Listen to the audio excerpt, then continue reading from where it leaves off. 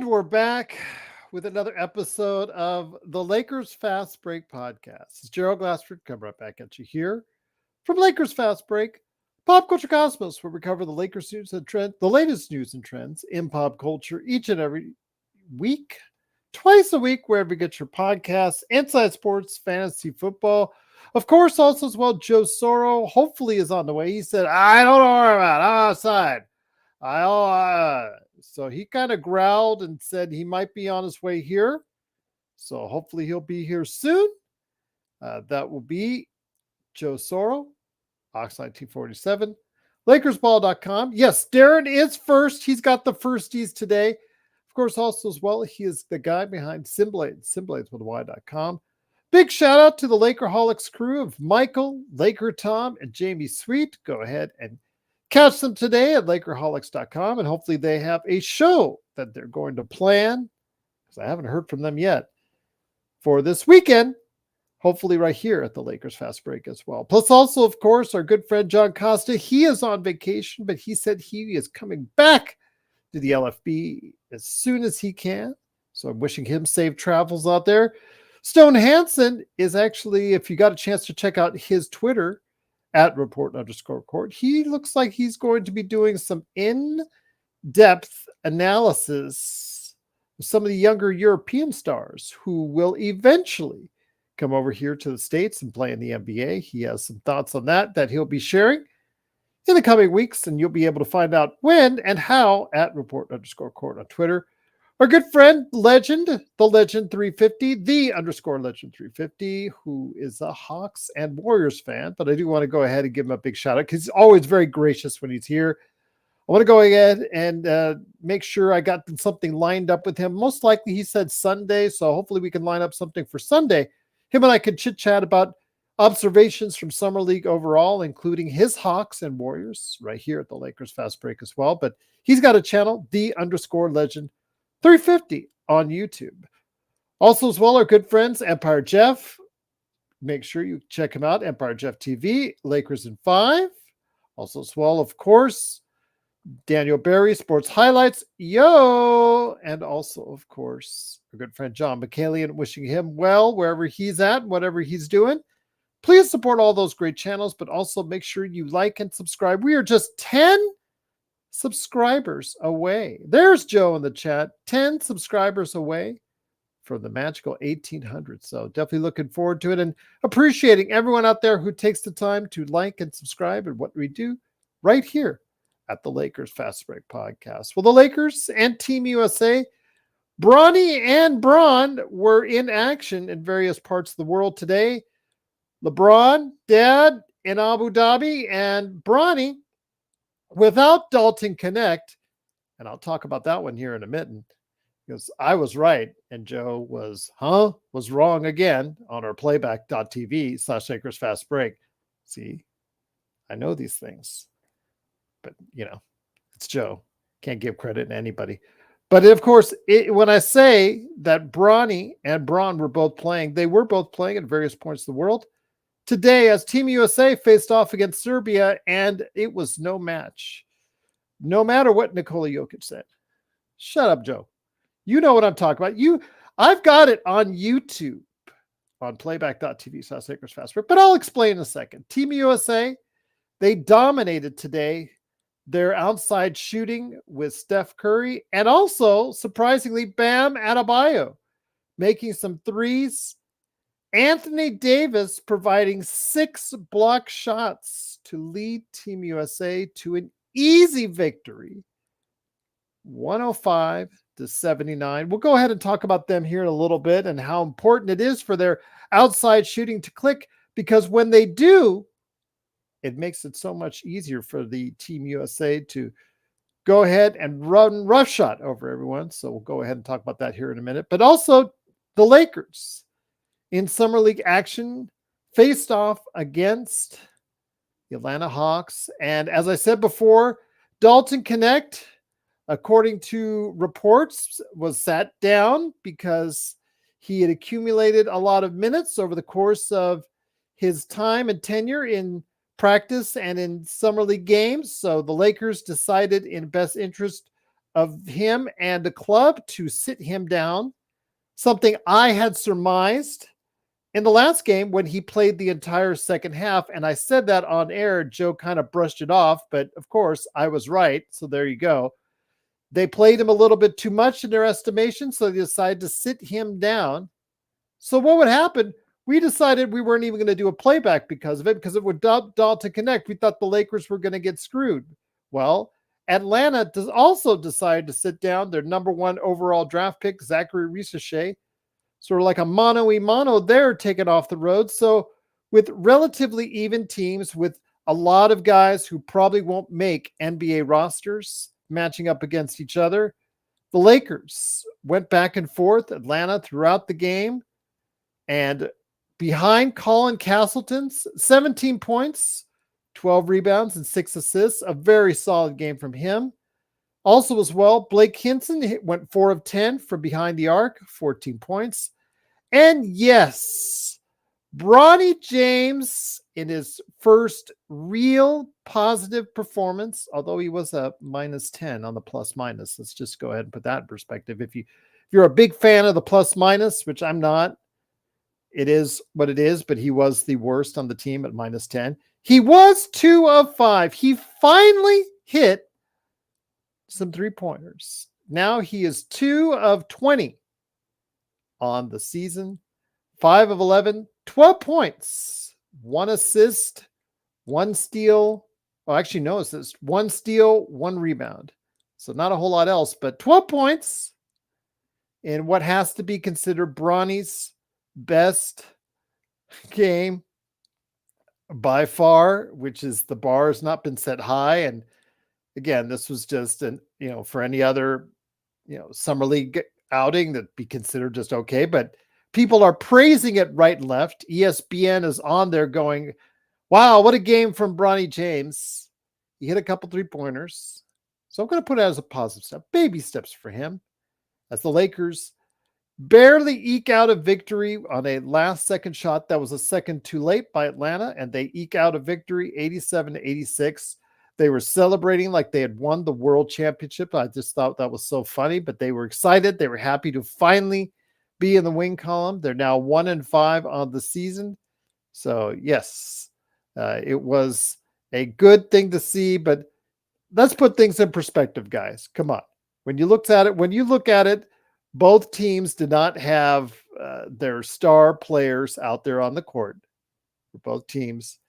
And again, this is Summer League, but Colin Castleton, he's playing well enough to at least get another training camp look. Whether or not he can play at all like that on the big level, it remains to be seen. But against smaller teams, against less talented teams like it's on Atlanta, he can actually hold his own pretty fairly. So Bronny James, he had his biggest game of the Summer League with 12 whole points. People are rejoicing. Again, they're ecstatic. He is 2 for 20 on the season. So I'm saying, let's think of this as a positive. Let's say this is a step in the right direction for Bronny. Let's say from here on in, he will go ahead and start playing better. Let's hope that's the case. Because again, with all that's riding on it, a roster spot, the fact he has 3 years or guaranteed and a option for a 4th by the team, we'll see what happens. But yes, Alexander Sarr did have a game for the ages yesterday. It was 0 for 15. Yes, it was pretty bad yesterday, but Alex Sarr, I think he's going to get continual shots because he is a number 1 draft choice. So I think that kid's going to get a lot of burns so he can get opportunities to do so. You want me to fall asleep on the show? Yeah, actually, that would provide good entertainment, Joe. So yes, if you want to, yes, come on the show. I sent you the link already. So I do want to go ahead and update everyone on that. But Team USA did win earlier today. Convincing victory, 105-79. Again, great performances today by Steph Curry with 24 points. Bam Adebayo with 17 points, and they hit 9 3-pointers between them. And when the Team USA makes their shots from outside, today they were 16 of 36 for 44% shooting and 52% overall. It just makes things so much easier for the U.S., and that's where they can really stand out. When they commit a lot of turnovers, when they don't hit from the outside, then they are susceptible to really getting embarrassed, as they almost did the other day against Australia. So when they have games like this, it is clear cut that Team USA should be the favorite going into Paris for the gold medal, even against a team like Serbia, who has Nikola Jokic today, who struggled 6 of 19 shooting, 16 points, 11 rebounds, because Team USA can throw Joel Embiid, Anthony Davis, Bam Adebayo, big bodies at him, yet still be able to go ahead and score on the offensive end as well. And give credit to Anthony Davis, only 7 points today, but 6 block shots. He was the only player to get a block shot in the game. Really give him credit on that. 7 points, 6 rebounds, 6 block shots. He has overall played probably better than anyone on Team USA over the course of the 3 games that have been played so far. So good news for Team USA as they continue their warm-ups into before they get into Paris. So they're in Abu Dhabi right now, as they will continue to go ahead and hopefully climb for the gold. So we'll wait and see. But again, yes, if they really start hitting outside shots like that, you can give it to Team USA. I mean, it just makes things so much easier for them. Kurt Affair says they could bring Weissman back on a vet minimum. Yeah, he's out there too. Funny. There's a lot of name players out there, Kurt, that don't have a job yet. So interesting to see how that will work itself out. Wiseman, will you take the chance and see if you can find something in him that no other team has? I mean, and for instance, in the Lakers case, we thought Jackson Hayes, we could see what was wrong with him in New Orleans. And then we just found out over the course of the year what was wrong with him in New Orleans and how that situation wasn't able to be fixed right away. So yeah, we have that to look forward to as far as still some weaknesses on the roster that unfortunately have not been addressed. Brook Lopez is not available, but he's still, unless you want to make a trade for him, but he still, I think, has $23 million. Let me look up his contract right now. So if you're interested in trading for Brook Lopez, I think it's $23 million. Let me go ahead and ask. I remember we looked this up. I look up these guys' contract all the time on the show, and I forget which one's which. So according to Sport Track, my good friends at Sport Track, he does have $23 million remaining, 1 year left on his contract. So yes.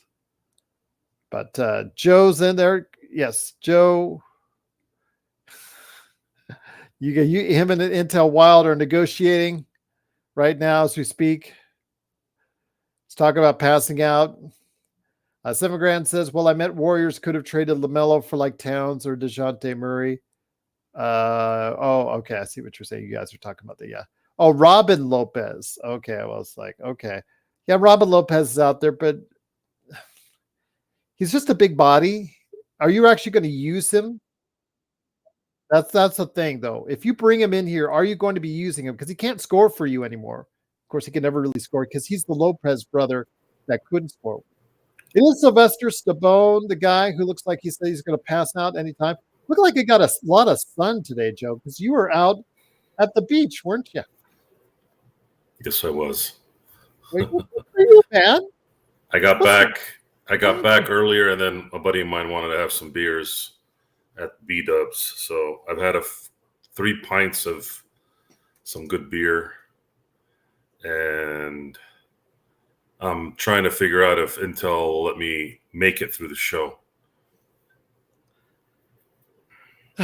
You can Intel. Change my name to Joe Soro, by the way. Intel, if you're in town, man, I heard rumors you might be in town. If you're in Vegas, man, hit me up. Let's go to lunch, man. It's up to you, man. I mean, if you're in town for Summer League, I'd love to see you, man. Anybody in Vegas, as far as that's in our chat group, whatnot, you ever want you meet up? Let me know. We'll go and have lunch, man. But it is, of course, the Lakers fast break. I'm with Sylvester Stabone himself, Joe Soro. You could change that, by the way. I'll go ahead and change it for you. So while I'm doing that, really good victory for Team USA before we get into Bronny and the Lakers and all that stuff. I want to go ahead and compliment Team USA because Joe, when they're hitting their shots from the outside and they're limiting their turnovers, they are impossible to beat. I'm going to say that right now because that's the thing. That's the keys to their victory. If they shoot well and they cut down the turnovers, they are impossible to beat, Joe. Isn't that the case in most teams? With the Team USA primarily, because when they can still get by on their defense, rebounding, and transition, but it makes it much harder for them when they have to. When they're shooting is like what they did today with Curry and Adebayo hitting threes. Adebayo, Joe, is hitting threes. You know you're in trouble.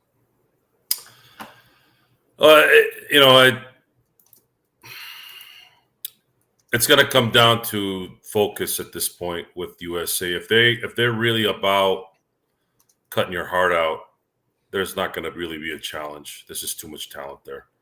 That's what we have to wait for. We have to wait to see and make sure that they are focused and wanting to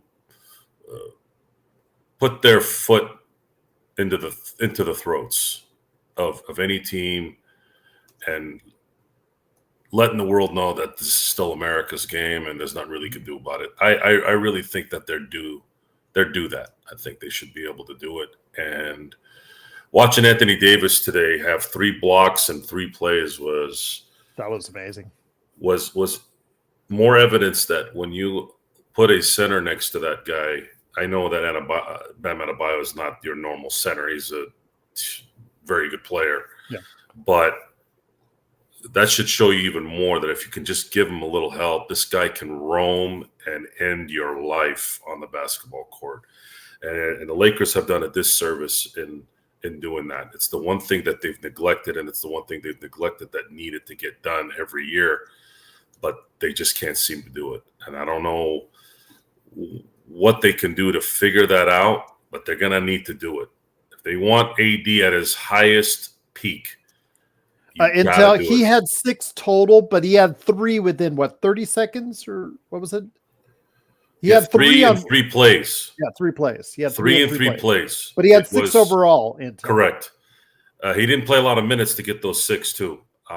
We've seen AD finish games with 5 blocks and 3 steals a lot.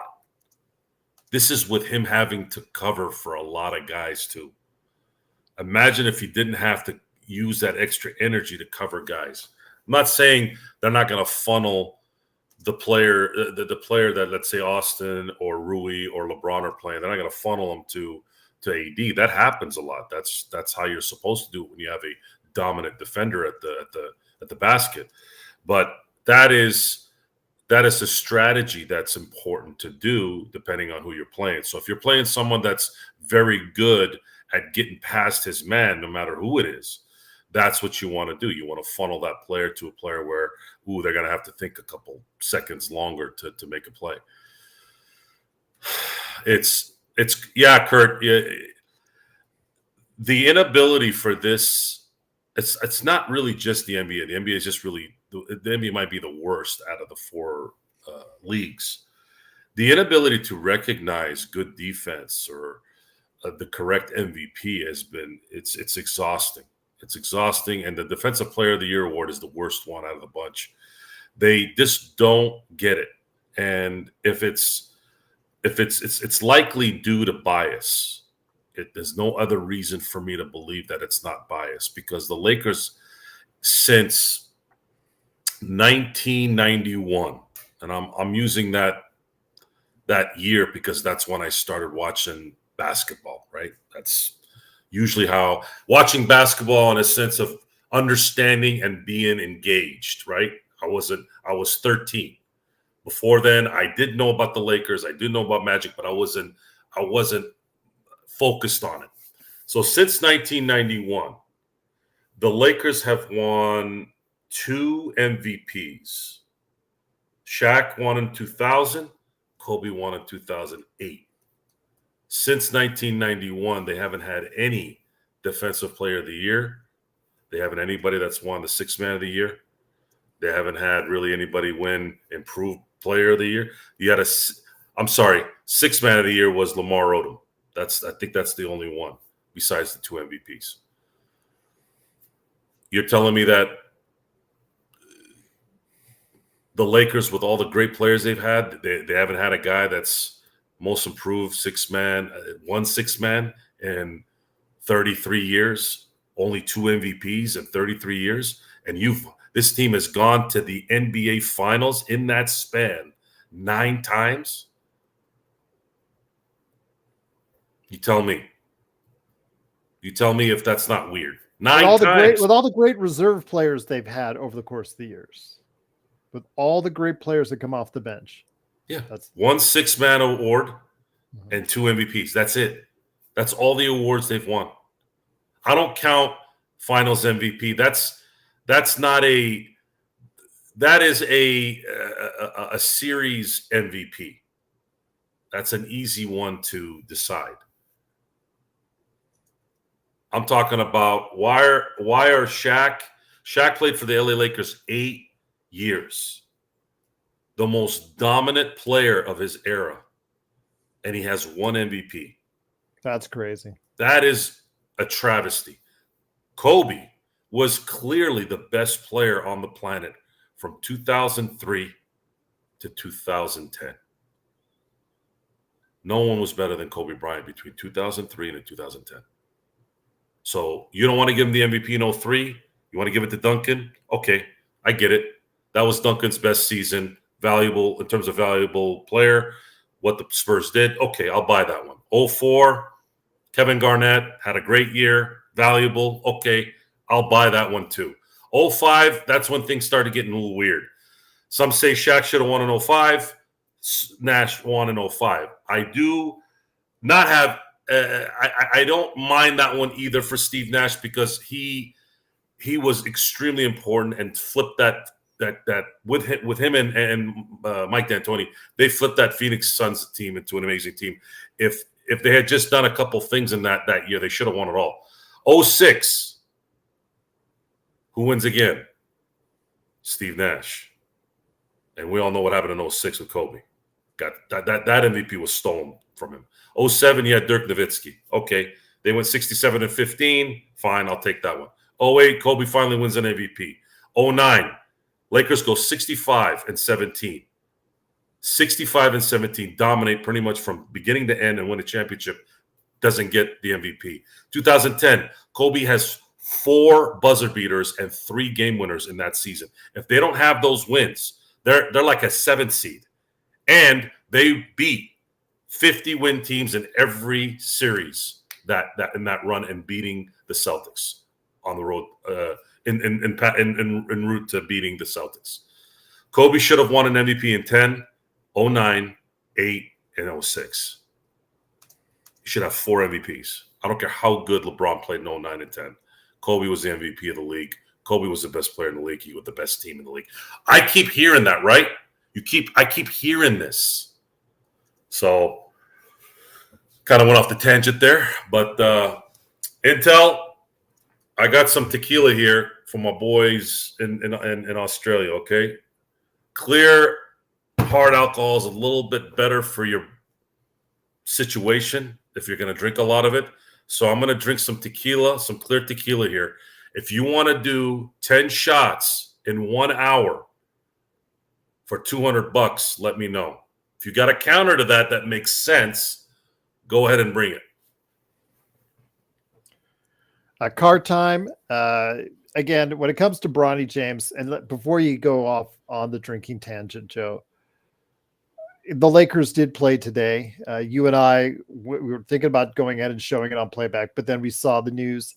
As I said to you, I was wondering why in the last game they were playing Dalton Knecht the entire second half. They didn't sit him down. I'm like, maybe they're burning him now because they plan to sit him down. I was just saying, okay. And I said it on the air, and you kind of said, well, sure enough, because the amount of work, Joe, was the official, some official statement, but I'm paraphrasing, because the amount of work that he's done in practice and in summer league, they decided it was in their best interest to sit Dalton Knecht down for tonight's game in the summer league. Zaccharie Rishacher, the same as well. They sat him down. But the Lakers, they found something playing against the guys from Atlanta, most of which will not be on the Atlanta Hawks. And they found something good enough. Colin Castleton, solid game, 17, 12, and 6.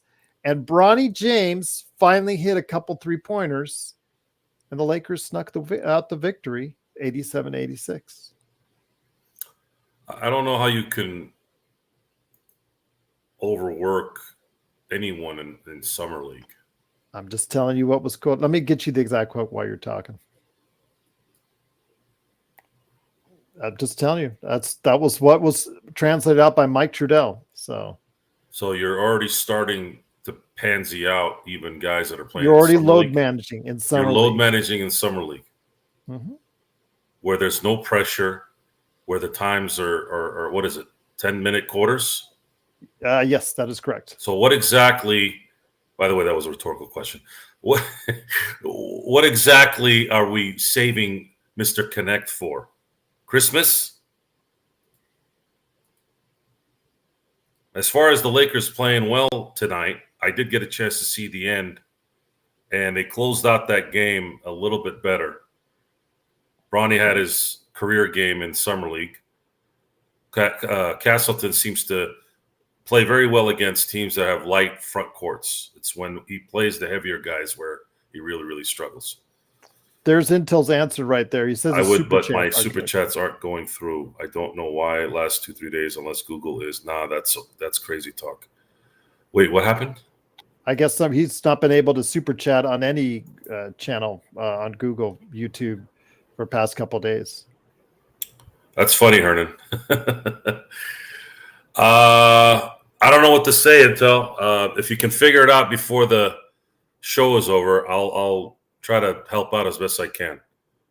There you go. But Joe, I did have a big dinner, so I might be able to soak up some of this tequila. So there you go. What'd you have, if I may ask? I had wings. I had a salad. I had before then I had like a couple hours earlier. I had an In-N-Out because we were at the beach and we were just picking up food as we went. Nice. Good day at the beach. You look good, man. You look like you got a lot of sun. Yeah, I did. It was overcast most of the day, so I didn't expect it to be as red as it is now, but it'll brown out tomorrow. So it was good. It was good. It was a good setup. I'm happy for you, man. I'm happy you got a chance to spend some time with the fam. But yeah, you see that out there. Load managing already, Joe, by both Atlanta and the Lakers today. I just think that's a stupid decision. You're not going to play that many more games. In fact, I think they only have one more game on the schedule because the Lakers have, quite frankly, sucked this summer league. You need all the hours. You need all the reps you can get because you're not getting any more until training camp. I don't know anymore what the softness of this everything is exhausting. The only thing you can do is just not do what they do, but I can't control what they do in the NBA. No, it wasn't cold. It was perfect today. $7,000. I got dark like this in an overcast. I mean, I get dark taking the trash out. It's just that's kind of how my skin works. So you said you got a chance to watch the game, as did I, second half, and with Bronny James again looking, I guess okay this time, looking solid. He did hit some shots. It's baby steps for him. There is the chance that he could improve, and maybe he could take games like this as a sign of confidence that he can move forward and progress forward and become just incrementally better. Even if that's not, the case, we'll find out tomorrow. They'll have a game tomorrow and we'll see how that goes. But yeah, your thoughts on today's victory by the someone looked like they were coaching tonight. I think Coach Johnson was coaching tonight because you saw Bronny go to the basket. Mm-hmm. And what happened? He made a shot. Now, there was a couple of difficult shots. One was a clear layup, which when you see him jump, I don't see a 40-inch vertical, by the way, and he looks small. And that's probably why he's not as aggressive going to the basket as we wish he would be.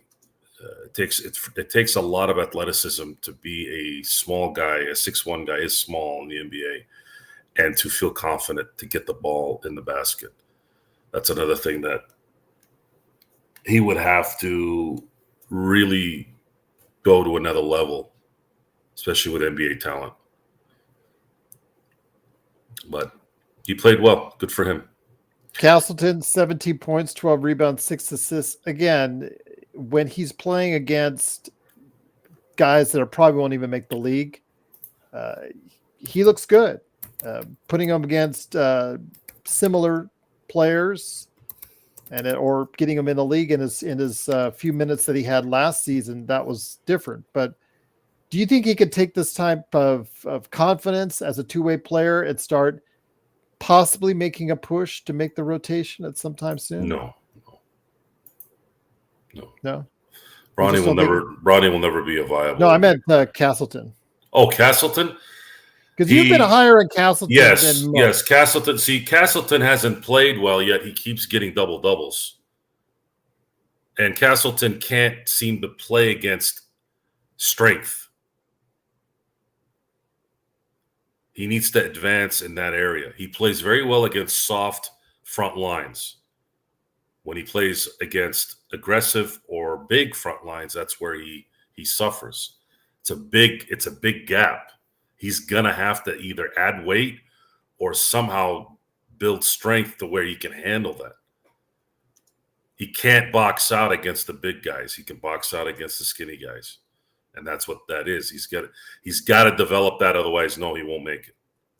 But that's been the part that I have seen. I've seen the potential, which you know me about potential. But the thing is, his potential is presented in the game. It's not just talk. He has shown the potential that he can box out, that he does do well in certain positioning, that he can actually pass, that he can actually rebound, that he has a nose for the ball. That's really the first thing I noticed. He has a nose for the ball. And when you got a nose for the ball, you're already fundamentally in the right place. So if you can create a maturity in your game, and you're already tall, so you're lucky there, but then also have the instincts on top of that, well, you're going to have a shot. I just don't know when. Again, Adam, when he looks good, you got to compare it to the competition he's playing against.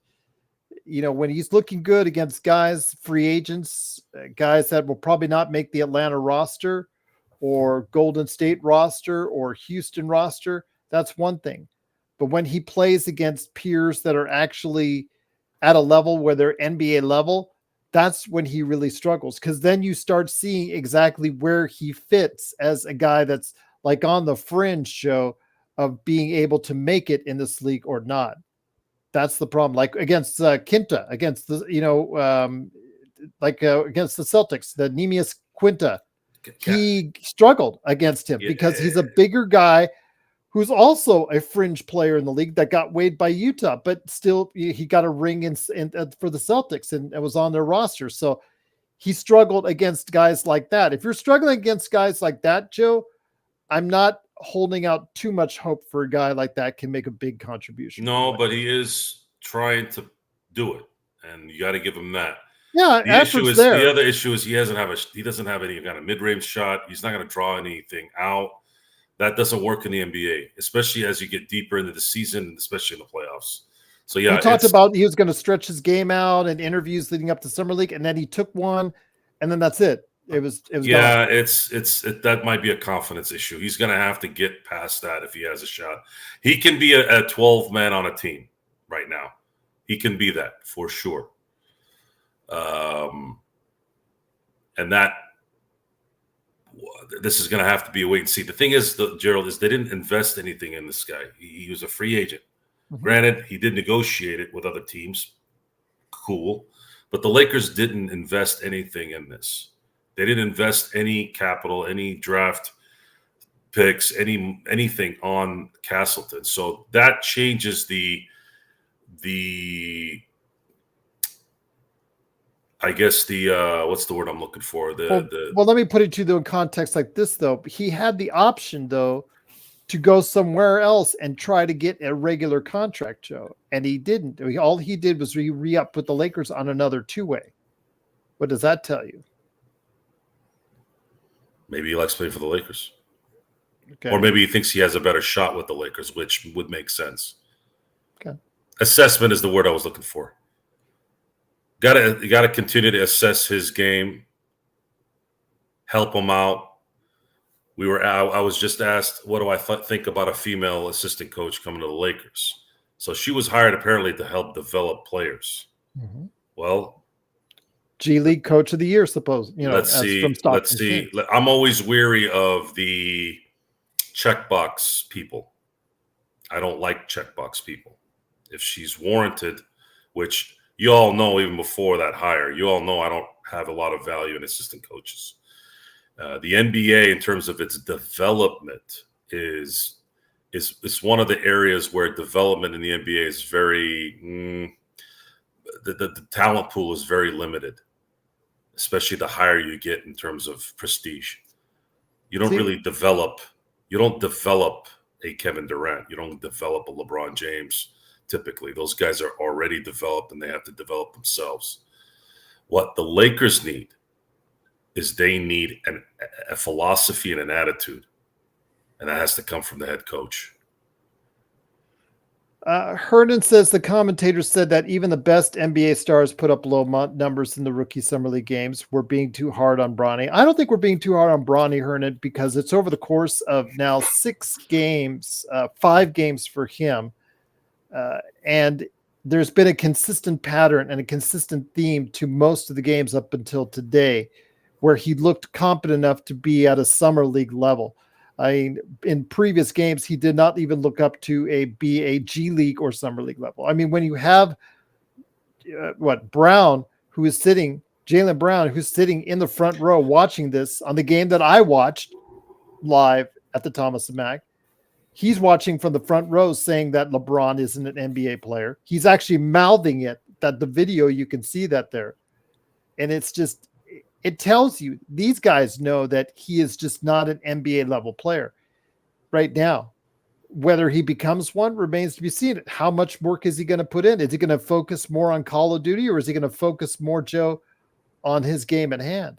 No, it's irrelevant what he does in summer league, really. He can't play in the NBA. It's just, that's a fact.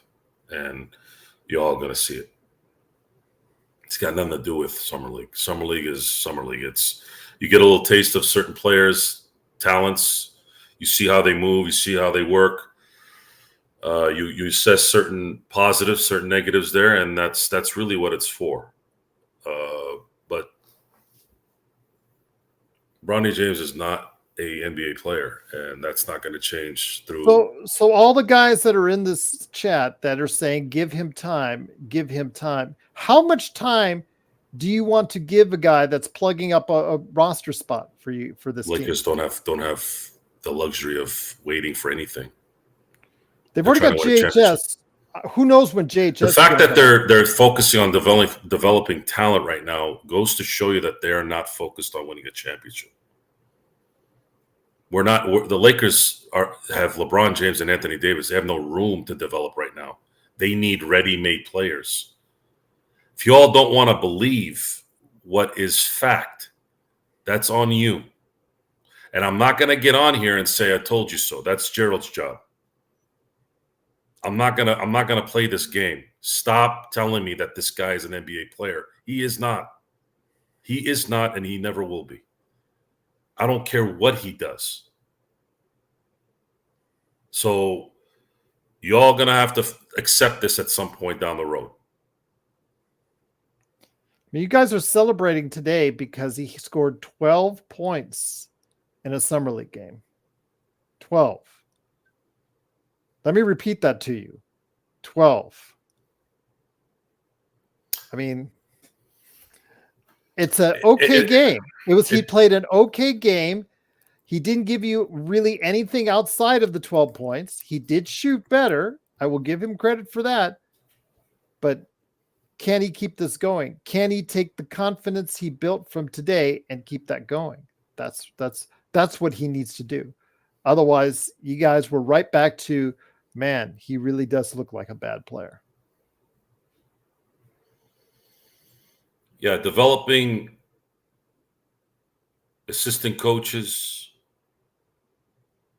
it means nothing, folks. How long have you been watching the NBA? Other than maybe Tom Thibodeau in '08, what assistant coach has made a difference in a championship contending team? What assistant coach sits there and you're like, man, if it wasn't for this guy, man, this team wouldn't be anywhere. This isn't the NFL where you have Buddy Ryan winning Super Bowls for the Bears or Dick LeBeau for the Steelers. All I'm going to say is, you guys, this is a different beast, folks. Joe, all these guys that are in there saying he's the next Derek Fisher. He's not. He's good. Drew Holiday. Keep believing that. Keep on positive. But if you're wrong, you guys are going to be as pissed as we are because he took up a roster spot for and years. That's an ultimate insult to Derek Fisher too, because no one watched him at Little Rock. Apparently, no one went back and really did some research on that. Derek Fisher was a first-round pick in the greatest draft, you can say arguably, I think, in my lifetime, the greatest draft in the history of the NBA. 84 has a legitimate argument. I was going to say 84 personally. But 84 has a legitimate argument. It's a close. Absolutely. I'll give you that. He was in the great, one of two of the greatest draft classes of all time. And look what Derek Fisher did. This was a guy that was picked by the Lakers the first round. That was their first round pick. And look what he did. They didn't just pick him because, it's Derek. We're going to go pick some guy at 21 or 24, whatever. No, Jerry West knew that guy had something. I'm sorry. Bronny doesn't have what it takes to be an NBA player. He can't shoot, can't get to the basket with any relative ease. I don't know where this defensive potential I hear where that comes from. And him developing into this, folks, we don't have time to do this. The teams are going to come out and rip the Lakers' throats out every night. And they're playing in the West. That means they have to face these West teams 4 times. Some are 3, but most are 4 all year round. Who has time to develop right now? You develop when you're building. That's how stupid Rob Pelinka is. That's how stupid he is. But people buy into this stuff. So they're stupid too. He probably wouldn't say stuff like this if people didn't call him out on it. So getting back to the load management at Dalton Knecht, why didn't they do the same thing for Maxwell Lewis or Colin Castleton or even Bronny James?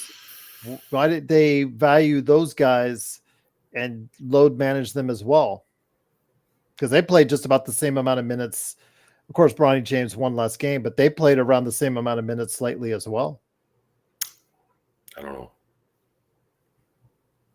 I haven't heard anything, and I don't know why. I have no idea why Knecht didn't play tonight. Especially on a back-to-back, because they have a game tomorrow night. So I have no idea. What, they wanted to open up the floor a little bit for other people? Is that what they wanted to do? Get a better look at other guys. Was it a coincidence that Bronny had his best game so that Knecht was in those when it was in his way? Do we want to start that rumor?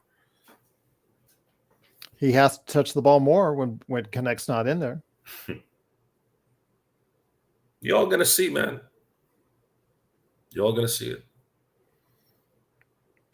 I'm not gonna sit here and be in fantasy land, folks. I'm just not gonna do it. I just don't see how there's a slight surprise with this. Just doesn't make any sense. You got to be good to be a bust too, by the way. And I'm sorry, that's not even the right term either.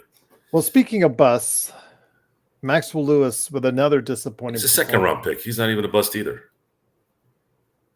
In his second year, Joe, these second-year guys have got to, as I told you, they do really, as in Summer League, they usually will start dominating in Summer League, and we just not seen that from Maxwell Lewis. And Colin Castleton to an extent, but he's been okay. He's been solid at times. Today was one of his best performances of the summer. But Maxwell Lewis again continually struggles. And with that message that continually sent, you're saying, "Oh, he's a project. He needs another year in the G League." That's another guy, Joe, that you're going to have to wait even longer for him to develop. With JHS, another guy you have to wait longer for him to develop. That's 3 roster spots if you include Bronny on there that you could have signed for people that can help LeBron and AD win now. Good luck. I mean, but you see my point. It's the same point you're trying to bring up. So you have all these guys that are really not able to help you right now. No, and that's the problem. We're not in the mode of development right now. I mean, we've got JSJ and others saying he's not worth even developing in JHS. They've really already given up on him. That's why they hired these coaches, right? Development. I saw DEV on some of these coaches. What exactly is this assistant coach going to do? Yeah, but is she going to teach JHS how to shoot the ball? Is she going to teach JHS how to get past his man with limited athleticism? Is she going to teach JHS how to play better defense against elite athleticism? Folks, you have any idea how good an athlete, an NBA player is? Like, let's use somebody like Jeremy Grant. That's the name you hear all the time with trades. You have any idea how good Jeremy Grant is? Like, when you really look at his ability to play basketball in the NBA, which goes to show you how amazing guys like Giannis and LeBron and AD are. I use Jeremy Grant as an example to show you that right there. He's not even LeBron. He's not even AD, and he's phenomenal as an athlete, NBA player. The reason why I say this, my friend, is let me just put in here. KC24J said, but those guys are at the end of the roster. Okay, so you have Bronny at the end of the roster. You have JHS at the end of the roster. You have Maxwell Lewis at the end of the roster. So you should have 12. Well, hold on, hear me out. You should have 12 quality guys, Joe, making up for the fact you've got 3 projects at the end of the roster. But no, the Lakers have Cam Reddish, which a lot of people are considering a waste of roster spots. So now that's 4 players you have at the back end of the roster who can't help you right away, in most people's opinion. Then you have Jackson Hayes, Christian Wood, who have varying levels of disappointment. Them as well. Gabe Vincent was a disappointment last year. Jared Vanderbilt was a disappointment last year. Do you see where I'm getting at, Joe? Now you're talking about 7, 8 players that underperformed and may or may not be able to give you any kind of consistent contribution to the Lakers team this season. So that's 7, 8 guys right there. That's a problem, Joe. There's no an 8-man team, 5 starters and 3 players off the bench that are consistent rotational players. That is a team. That is a full team. Then you have 8, 10, and 11 and 12. You want to start developing those guys whom have some potential. Then that's fine. That'll work. Being around great players, just like when you go bowling or play pool, billiards. If you're playing against guys that are actually skilled and can play, you're going to learn a lot more that way versus playing against people that are not good. So in that case, development does help. It's warranted. It's good. But these guys want to develop young talent when they don't have enough talent on the team to compete for a championship. Well, if you want to do that, you might as well just run this out. Let it go and start developing young talent. But you also need talent to develop talent. This team does not have any young talent outside of Austin Reeves and Knecht now. Rui is still young. So what else you got? What else do you have on this team? You don't have much. You don't have hardly anything, honestly. Too many guys taking up room that just limits your ability to really make this work, because we're looking at a future of AD playing by himself again, and that is a sad commentary. Who knows if he'll hold up? He did last year, which was great. Has he done that? When was the last time he's had back-to-back? Was it his early years in New Orleans? 17 and 18. Yeah, his ears in New Orleans. I'm sorry. Yeah. Yes. So. Well, he didn't really miss a lot of games in 2020, but he didn't go back to back on that one. Yeah, and then they went, missed quite a bit, and then the bubble and all that stuff. So yeah, but still, there is great concerns if you're Lakers fans because the fact you guys say, oh, well, these are projects for back of the roster. I mean, if you had a legit top 12 you could go to, Joe, then you can use the time to go ahead and deal with those projects at the end of the roster. No problem. But the Lakers just don't have after you come up with 7, 8 man rotation. After that, it kind of gets very thin from there. I don't think you can get a 12-man team anymore, not with the current salary structures. I'll take 8, and even that's going to be tough because you're going to be paying at least a couple of your guys max contracts, and then the other 3 close to a max. There was a Franco Isola was on, pardon the interruption today. I didn't get a chance to hear what they were saying because I was at the bar, but one of their topics was, is the NBA happy about the parity that they're creating? Apparently they are. Unfortunately, I'm not. And I don't know if it's going to matter. It just seems like nothing matters anymore, Gerald. You can suck ass and you're still making money. You're still getting $76 million streaming and TV contracts. $76 billion. I'm sorry, $76 billion. Yeah. So what exactly? What is it? And even if you're a smaller market team, Joe, you're still going to get a big, nice. Yeah, that's why James Dolan was complaining about it, which cracks me up because I'm like, well, don't you have a say in this, James? Didn't you negotiate these deals? You didn't even negotiate last year. It was the offer was given to you and then it was signed. Or what are these people doing all day? Like, what did they expect? I keep going back to the same argument with NFL running backs. Does anybody talk to these people? Don't they have agents? Didn't the agents see this? Or did they have quarterbacks in their stables too? They didn't care. You can't complain about a system you agreed to. After the fact. You already knew this was going to happen. The NFL, you saw the rules being tailored to the quarterback, and that's it. Every position in the NFL is to destroy that position except the quarterback.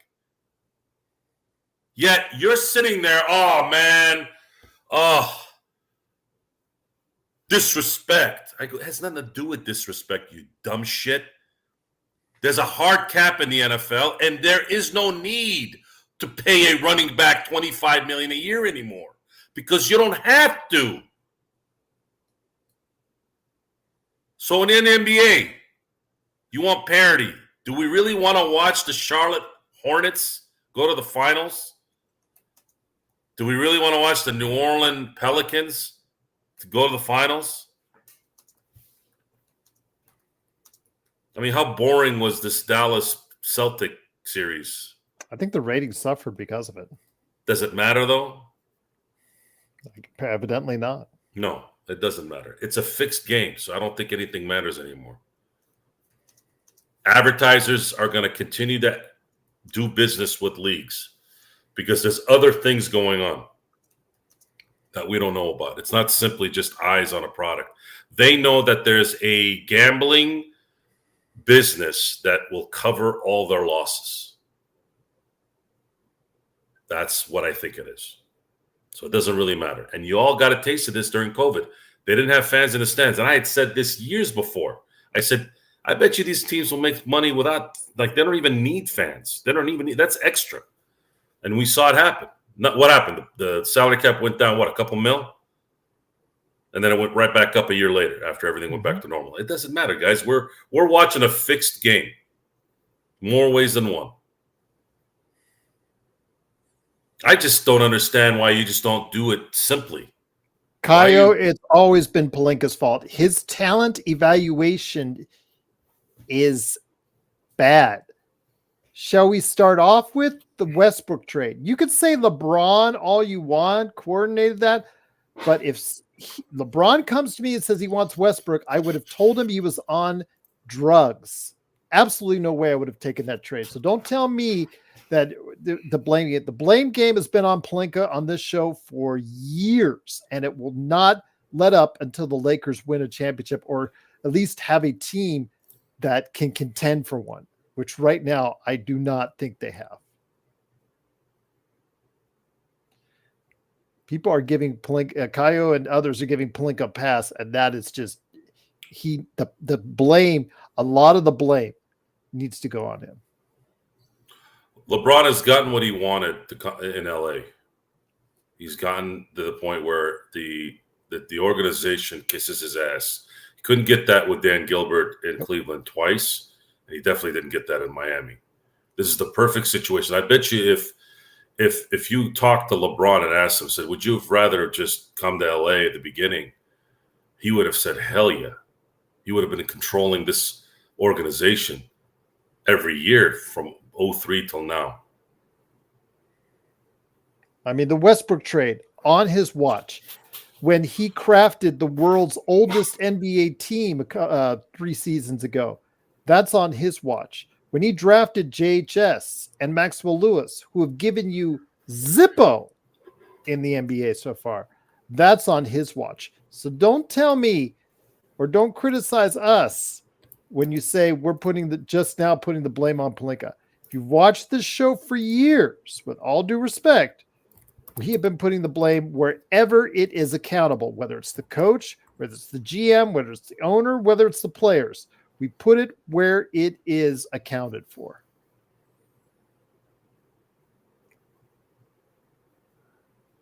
The blame should not be all on LeBron James. When you win as an organization and you lose as an organization, the blame should be spread out all over accordingly. I don't know. The blame, whoever the ultimate decision maker needs to be the blame on anything. Where does the buck stop? Buck stops at Jeannie. She's the owner.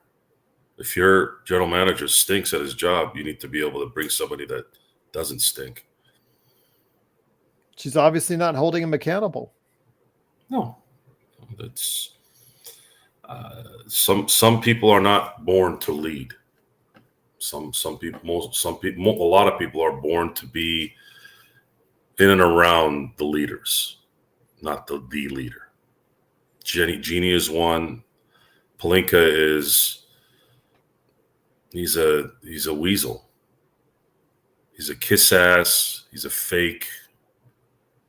And it's not just Rob Pelinka. That's almost 90% of the people I run into every day in life. Some of them are good people, and I'm sure Rob is a nice man, and he's good people. But they're cowards when it matters. No one's real. No one's gonna really have the fortitude to do things the right way. They're gonna try to go with the status quo. They're gonna go with the flow so that they don't have any backlash. That's you don't change the world. You don't change the world for the better when you run in line with everybody.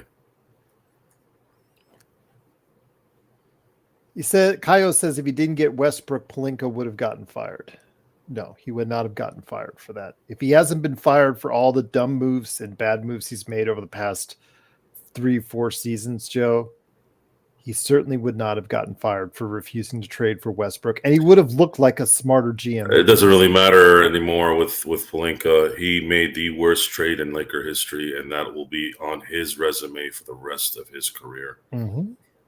And I'm not exaggerating. That is the worst trade. That was the most catastrophic trade. The Lakers. It's the exact opposite of the Gasol trade. The Lakers in 2008 were, although they were first in the Western Conference at the time, but just the game before was when Andrew Bynum got hurt in Memphis. That's why Mitch. So let me get this straight. Let me get this straight, because Kaio is saying that he would have been fired because LeBron would have demanded him bringing in his buddy. Let me ask you a question, Joe. wasn't LeBron on a team in Miami where Pat Riley was the guy behind all the personnel? Did he go ahead and demand to Pat Riley to make any certain moves? Would Pat Riley bow down to LeBron? Well, it's been documented that he did want Spoelstra out, and Pat Riley said no.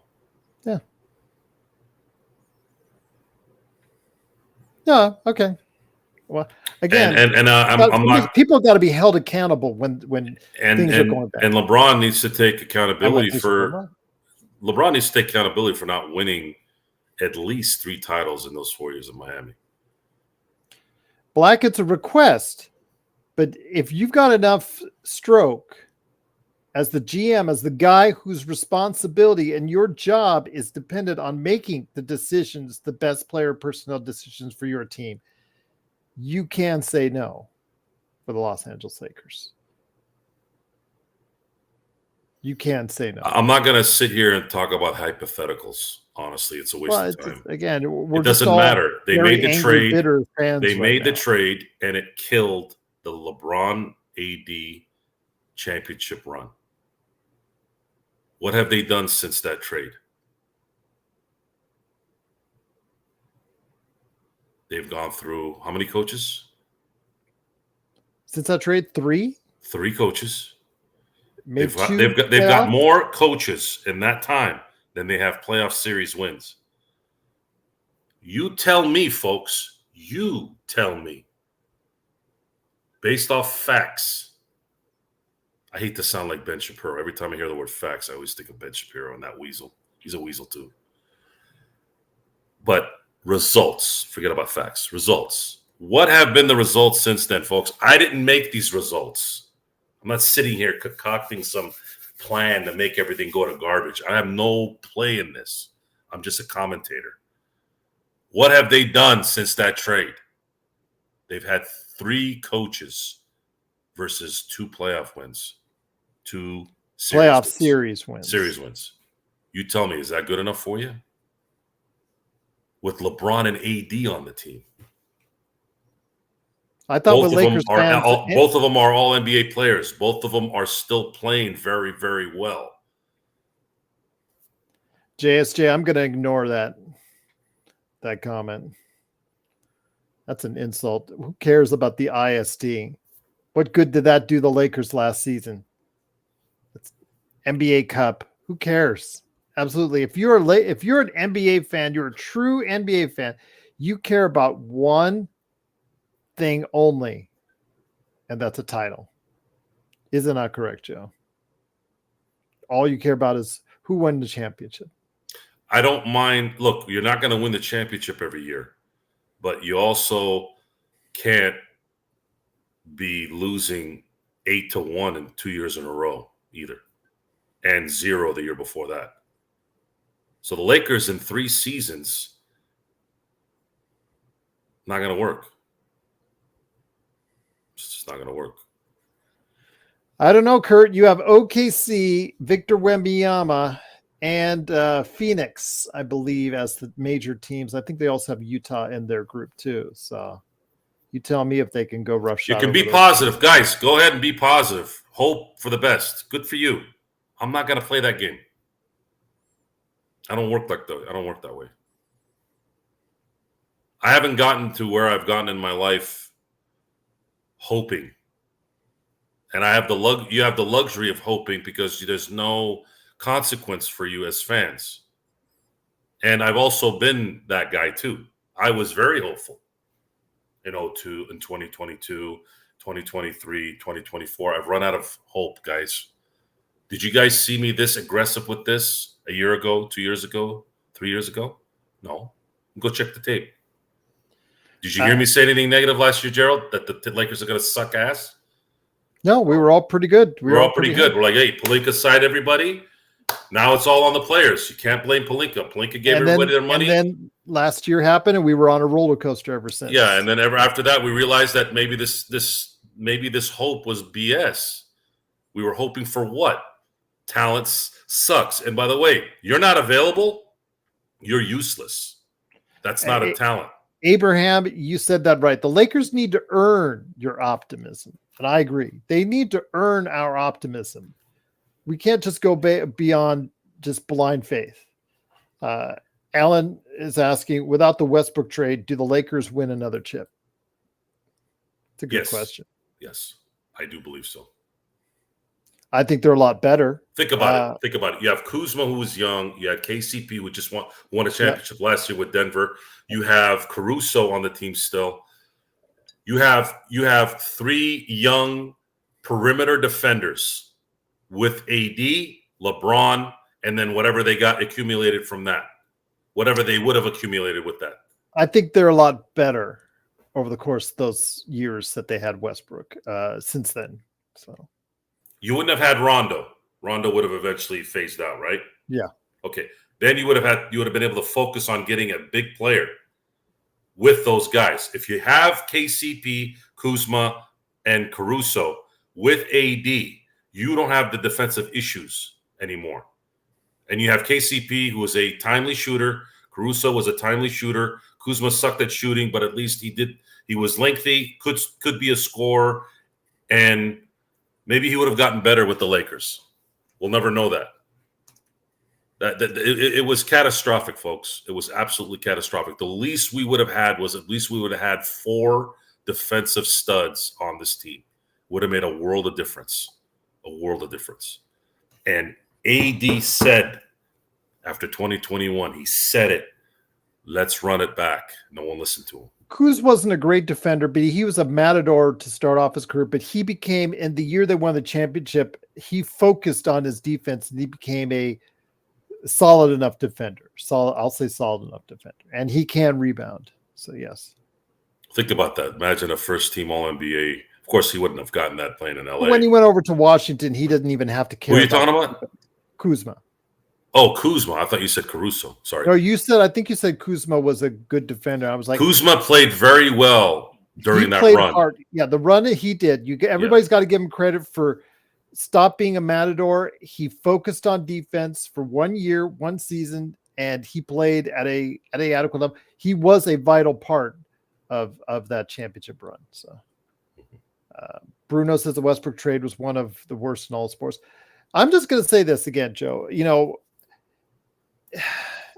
If you can't say no to LeBron, if LeBron comes to you and says, oh, this needs to happen, this needs to happen, this needs to happen, and you know that the better outlook for your team is another way and another path than what is being asked, you've got to have the balls to say, you know what, LeBron, we're doing it my way. I'm the GM. You're not the GM. If you're saying that, and this is a common theme that people think LeBron is the GM and has been the GM, and he's made all of, brought all his friends in and all these clutch clients, et cetera, et cetera, et cetera. They're saying that he controls the team. Well, if that's the case, then why is Rob Pelinka working out there? Why is Rob Pelinka still there? If you're going to have a GM that, gets steamrolled on every major decision that's brought to him, why have him there in the first place? Good question. I don't know the answer, though. Yeah. I mean, why have a GM? The GM is supposed to run the team. The vice president of player personnel or player operations or whatever he is supposed to run the team.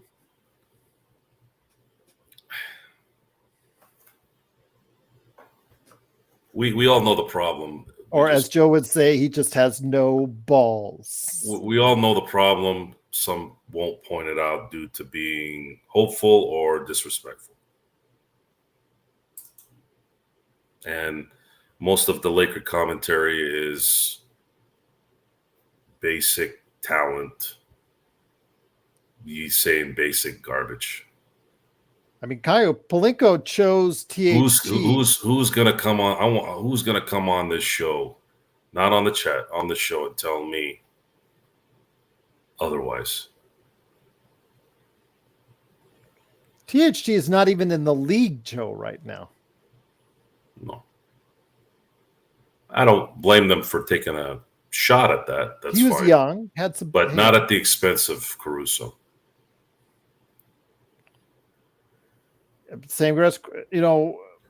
They they should not have fired Vogel. That was started their downfall because they thought they could get something better, and didn't quite work out. So, you say they need puppets, Abraham. They need puppets. Well, yeah, it's very, very. Look at what happened this recently with this podcast guy in Trudell. They gave him the ultimatum. I guess so. Apparently.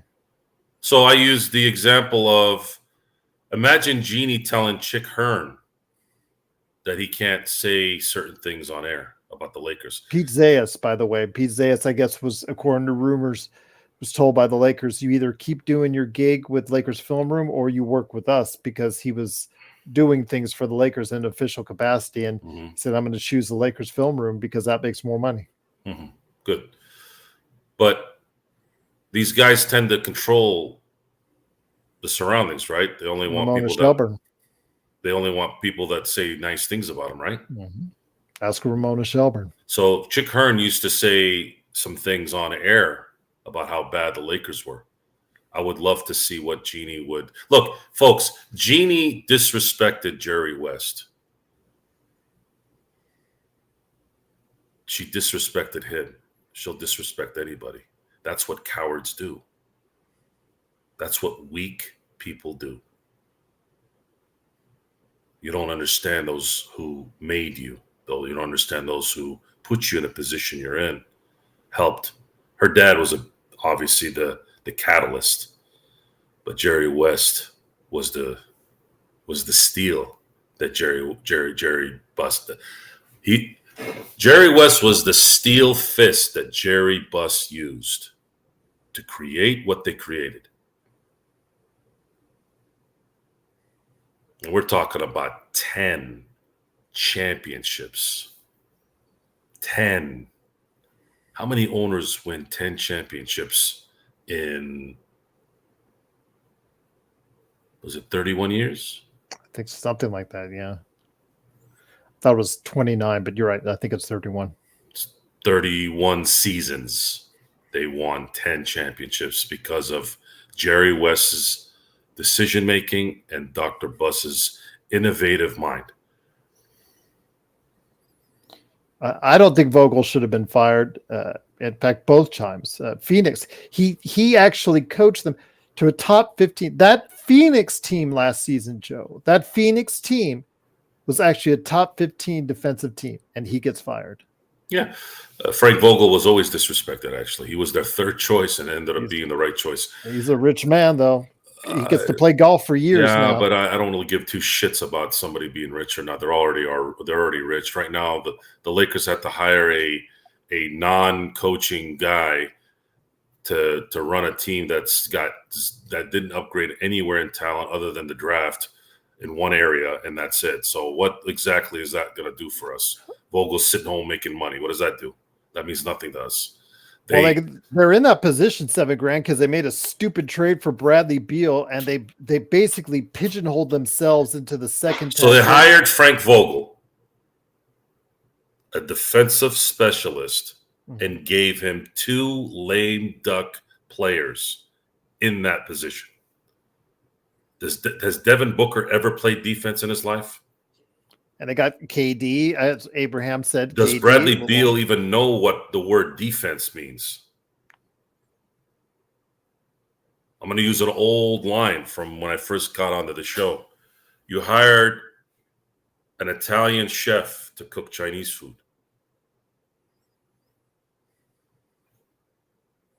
Sorry. It's not going to work. He took that team and made him a top 15 defense. I think that's pretty damn impressive to me. But again, they met a team with the limited players that they have, because they had a lot of minimum guys on that team, Joe, and they came up against a much better, more well-rounded team in Minnesota. Minnesota waxed them, and then, like you said, in the results business, so he's out of there. And see, Abraham, you forgot about him. Check out his contract. That's how much they're paying for a guy that you and probably a lot of other people forgot about, for Bradley Beal. I believe, though, the Suns are very similar to the Lakers. Oh, yeah. We're both up the creek without a paddle. Yeah. They got all this worldly talent, but they don't have really any direction or any philosophy. And Budenholzer is going to be thrusted this talentless team other than a couple guys, and they're going to hope that he does something. Well, Budenholzer had a young, thoroughbred team, won a championship, and he still couldn't get it right. But yeah, they signed him the next day. They couldn't wait to sign him. Yeah, it was kind of weird how that worked out. That new owner couldn't wait to sign him. We're going to see, guys. It's going to take a while here. We have, 3 more months until the season gets probably started? Mm-hmm. So you guys are all, we're prepping it here. One more game, one more summer league game, Joe, to watch. We're gonna prep this. Excuse me. We'll prep this out, and we'll see. We're not gonna know the results for probably another 7-8 months. We got to see how the season plays out. If the Lakers come out 5-8 out of the first 13 games, they'll say, well, it's the Lakers are trying to get used to JJ Redick. And then when they're 15-20, that's when I'm going to wait. I'm going to wait for that. I'm going to wait 30 games in. I want to see what the discussion will be then. With Lauri Markkanen, the entire league is watching him because I think there's a August 6th deadline when it comes to whether or not that Utah wants to make a commitment on an extension for him, and to watch out for that. If not, you will probably see in and around August 6th, maybe some action, maybe possibly even a trade for him at that point in time. So I don't know. I don't think the Lakers have enough to get him, but if Markkanen becomes available, he'll be very sought after, especially if he doesn't get a contract extension in and around August 6th. So just keep an eye out on that.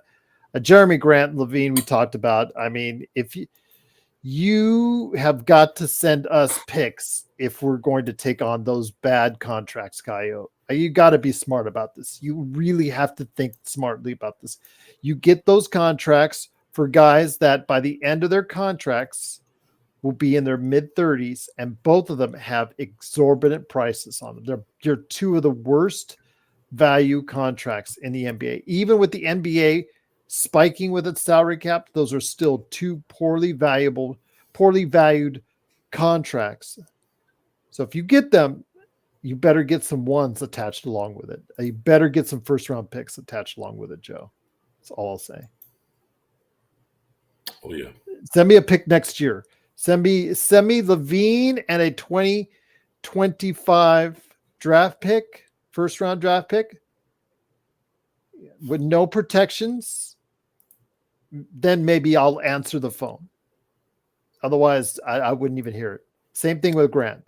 Portland better not even talk to me unless they're going to start giving me one of their unprotected picks. Yeah, I don't know what there isn't any. They're playing hard to get at this point. I'm hearing Chicago wants to only attach 2 second-round picks. I started laughing. Good luck. Good luck on that. Like, who the hell's going to take that player off? Oh, I know it's not happening. That's my term, Alan, for not happening. But that's where my conversation. That's where, if you have common sense, that's where it starts. If you do not do that, that means that's a sign of desperation. If you take on their contracts without any compensation, Joe, that's a sign of desperation and poor management right there. I don't even think it's poor management. It's stupidity. Well, it's just okay. Then say it however you want. It's would be the wrong move if the Lakers got either of those two individuals without anything else attached to it. No, not yet, Darren. But again, August 6th is a day, I think, a deadline for him being offered or being sent out. Something to do with August 6th as far as an extension is concerned for him. So if nothing is presented by Utah by that time, or if nothing's accepted by that time, I guess there's a certain window that if you don't trade him on August the 6th as well, he would be not eligible to be traded by the trade deadline as well. So, it is a valuable. August 6th, in around August 6th, is going to be very interesting for Lauri Markkanen. So, who really needs him right now? I still think OKC. OKC gets him, man. No, That's a they already front line. got what's his name? That's Hartenstein. yeah, but you get him along with it, who could stretch out the floor. No. Why would you do that? They already got him. They didn't have to give up any capital for him. Can't play everybody. It's only 5 players can play at a time. I'd still think Markkanen would fit well on that team. But who else? Who else that you throw out there that has a lot of New Orleans? But then would he play well along Zion? They have assets. Philadelphia no longer has. That's the one I'm trying to figure out. What does New Orleans do with Brandon Ingram? It's a good question. Because that guy could add some benefit to a team. You know who really could use him would be Orlando, because they need offense, and he can bring offense to them. Do they have something they can trade to New Orleans? Jonathan Isaac and Suggs, maybe. Or to Utah, you mean? For Markkanen. Because Orlando needs offense. They have plenty of defense there. They're one of the best defensive teams in the NBA, but they're also the worst offensive team. And it cost them in the playoffs when they couldn't score and manufacture points against Cleveland. I'm just saying. Now they got a KCP there, but KCP is only going to get you so much higher on the offensive ladder. They've got Markkanen stretching the floor for them. Be interesting. But are you going to pay Ingram start Moncaro at center? Are you going to give another guy $200 million in Orlando? No. They already gave another guy $40 million over there, and I don't, or $200 million. I don't. They haven't given anyone yet $200 million. Orlando? Yeah, they did. Franz Wagner. Oh yeah, they just did. Yeah, you're right. 220. That's right. Yeah. Well, but again, that's something you have to consider. A front line. Well, where else would he go? Where else do you have in mind that he would go? Brandon Ingram. San Antonio would love to have him, but does that make San Antonio good enough to be a playoff team? I would help them. They need to start winning. You know how I'm going to be watching. I'm going to be watching them this year. I like Wemby. I like Wemby's attitude. Wemby's like, I don't care. I don't care what your plan is. I want to win. I think Pop needs to retire. Yeah, Eric, you're right. Isaac just signed, so he's untouchable till January. I believe Pop needs to retire. I think he's done. I don't think the Lakers are going to do anything, Casey. I mean, they seem pretty content right now. And what did Rob say in the interview? Was it with the rookies or with JJ that, because he's blaming everything on this, the second tax makes it much harder to do trades. Not impossible, but much harder to do trades. He sounds like a guy that's pretty reticent on the roster that he has. Yeah, he's setting up his failures already. Mm-hmm. Like the coward he is. Because he's put himself into a hole. When David Stern in the NBA kept changing the rules to combat the Lakers, Dr. Buss was quoted saying several times, "Don't worry, we'll figure it out." That's a leader. That's a guy that's the guy. And going back to the Spurs have missed the playoffs. The Spurs have won 22 games each. Thank you, Kurt. You've got the exact, because I remembered it on Twitter, but I forgot exactly the particulars. But yeah, he's got it right there, Joe. They won 34, 33, and 32 before then, and then since they've won the championship in 2014, they've only made one conference final appearance. I think Popovich needs to go. I think that's a big part of why they're probably going to continue to lose. So Kurt's got the exact phrasing, and thank you again, Kurt, for.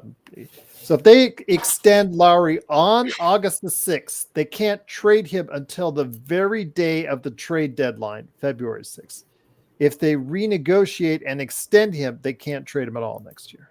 So Danny Ainge is playing hot. He's trying to go in high to see who is desperate to get him. But if no one's really that desperate to get him, then they're going to wait for him to make that move. Mm-hmm. If he doesn't make that move, that means he's got to trade him, right? Yep. So I'd wait. Okay. But yeah, I think San Antonio would be a good spot. Yeah. I don't think they're going to give up capital for that. You don't? Okay.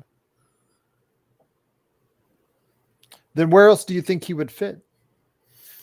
He can fit anywhere. Golden State's trying to put a package together. He can fit anywhere. He doesn't have an ego where he's going to screw up the team. He can score, but he's not a number 1 or a 2. He could probably be a good number 3 on a contender.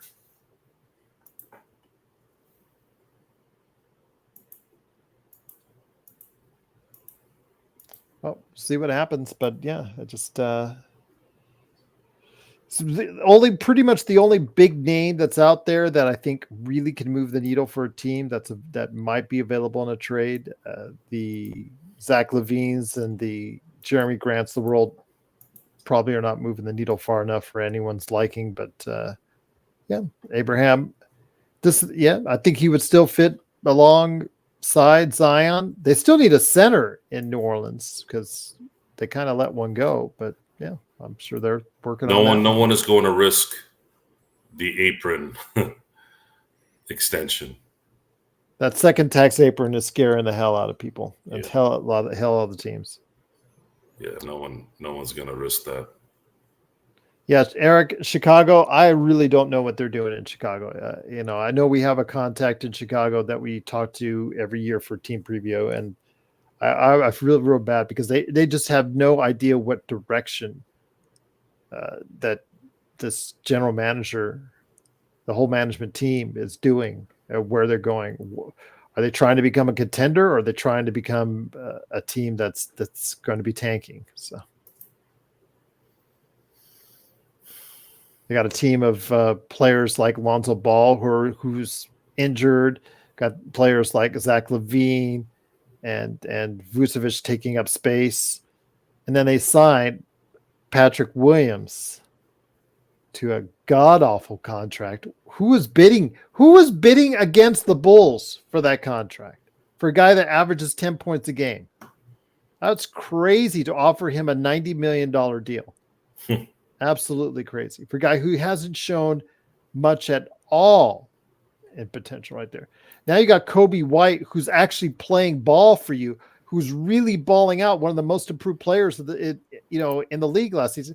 Now sorry, Xbox, I with all apologies, you put a guy right in front of his face playing his position in Josh Giddey that you're going to start, and hopefully he does well. But where does that put Kobe White? Puts Kobe White right back on the bench, and that's I don't know. Again, I have no idea what they're doing in Chicago. What's up, Juan? Abraham, are you talking about Bronny? If you're talking about Bronny, he's signed for 3 with a team option for the 4th. So yeah, but good luck on if they actually do not pick it up on the 4th. So you could say it's more than likely they'll pick up the 4th. Xbox, I said no. Xbox, I'm wishing Josh Giddey good luck. I know he's your favorite. You're the president of the Josh Giddey fan club. But where does that leave Kobe White? I guess coming back off the bench after such a productive season. So that's going to be, I guess fun. I don't know if they can play really alongside of each other very well. I don't know if that's going to work out because both are not exactly defensive stalwarts. Sorry, Xbox, but I think you know that. But Josh Giddey has much better playmaker than Kobe White. Kobe White's a better scorer as of this point in time. So yeah, we'll see. But I think Chicago's in a lot of trouble. But I have no idea what direction they're going. So. Joe, though, I do know what direction we're going in, and that's tomorrow at another game for the Lakers. Their final game of the season for Summer League. No, thank you, Xbox. Much appreciated. Against the Cleveland Cavaliers tomorrow night, 6 p.m. Pacific, 9 p.m. Eastern. It's going to be on ESPN.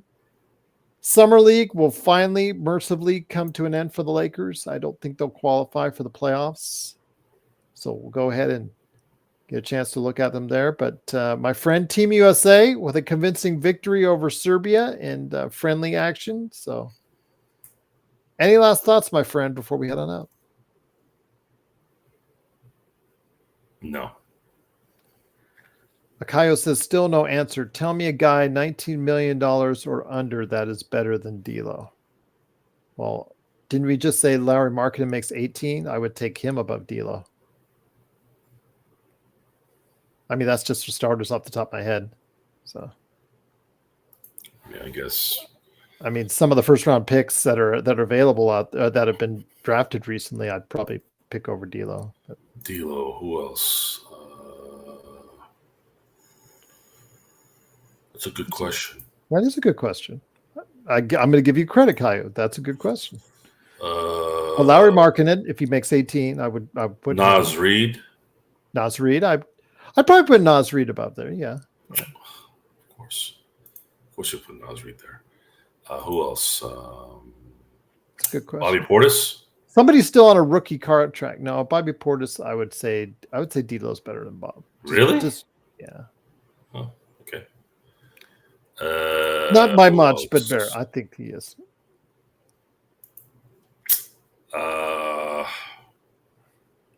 about Kelly Oubre? It's a good question.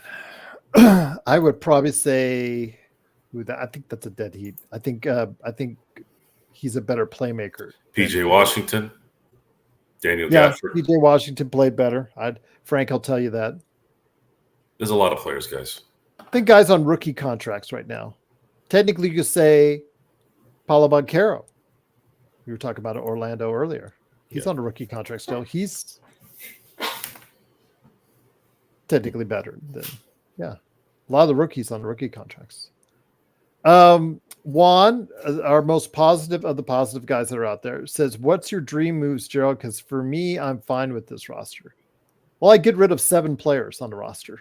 That would be my dream roster right now. It's just I'd take the Hayes, I would take the Woods, the Reddishes, the JHSs, the Maxwell Lewises, the Bronny James, and I'd get at least those 6 off the roster immediately.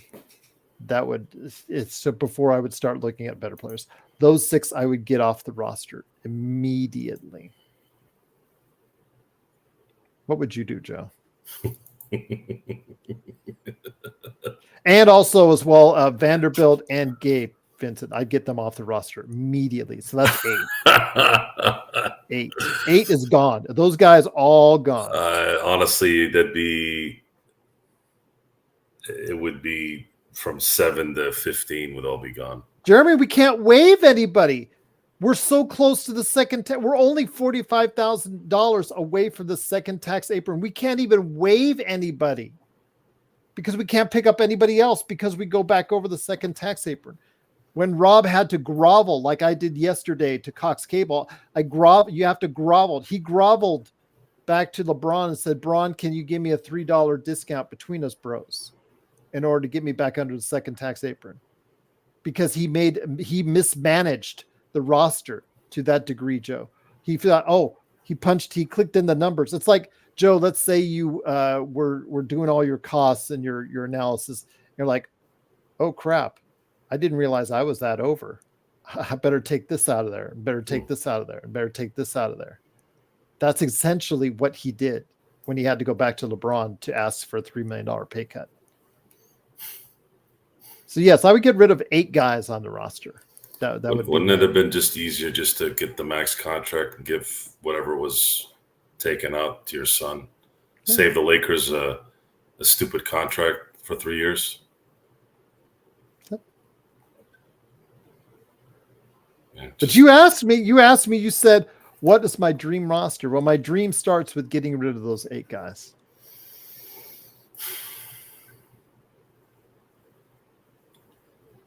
We're going to see here, folks. We're going to see.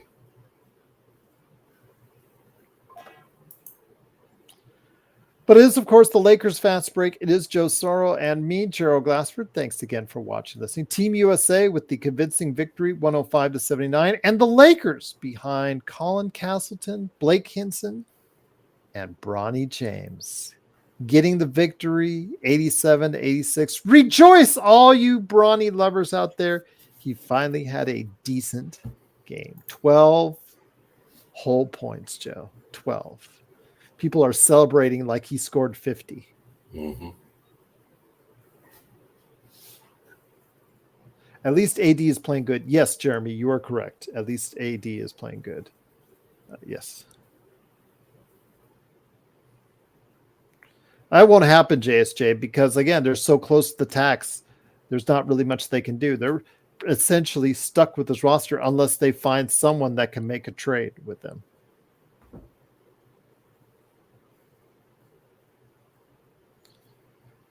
His dream second unit is Austin and Dalton. I still think, Joe, what you and I have talked about in recent days about if Dalton pans out and he plays even passable defense, you might want to consider bringing Austin off the bench.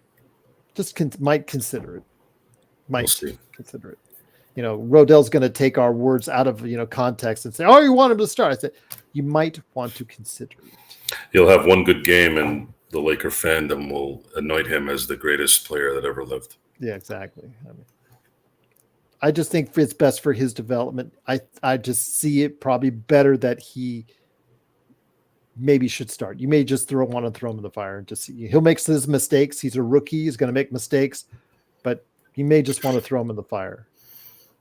You have no other choice. You don't really have anybody else on the team that's coming off the bench that's viable.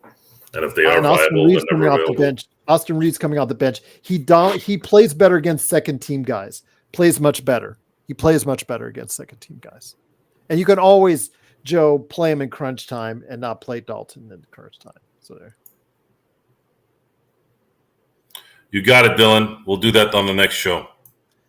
And again, Kurt, I'm going to give props to Knecht. When I was there last week, I saw him take about 20 minutes of time, 30 minutes of time, signing things for fans, taking pictures with fans, talking with his family. Really class guy. That was the day when I told you guys about Bronny having the 30 people around him as far as the member media. Meanwhile, he is going ahead and interacting with the fans. And I just thought that was a lot of class. I think the kid might be okay. Might be okay. Don't take me out of context. Might be okay. We'll see. I don't even know if he's going to play tomorrow, Joe. We'll see. It's the last game of the summer league, most likely for the Lakers. So it does look smooth, Jeremy. He does. He looks more and more comfortable. He's still, can refine some things. Obviously, his shooting percentage overall in summer league has not been great. But you can see sometimes with that stroke, especially that game where we went 5 for 7 from 3. He looks comfortable shooting out there. It just looks smooth. Bronny's, the release is okay on it, but it just forever. It's just, is he shooting it too hard? A lot of times he's just not shooting it hard enough. He's getting a lot of air balls. Today it looked a little bit more comfortable. Maybe it's the fact that Dalton wasn't in the game, and he also didn't have to guard or worry about Zaccharie Rishacher as well, who also sat down. So maybe that provided a little bit more comfort for him, knowing that he was going to be playing against second or third tier guys that most likely won't even be in the league. So maybe that provided a little bit of comfort for Bronny, and we saw a little bit better performance from him. So good for Bronny. Baby steps, Joe. Baby steps. Yeah, we have a lot of time to do that.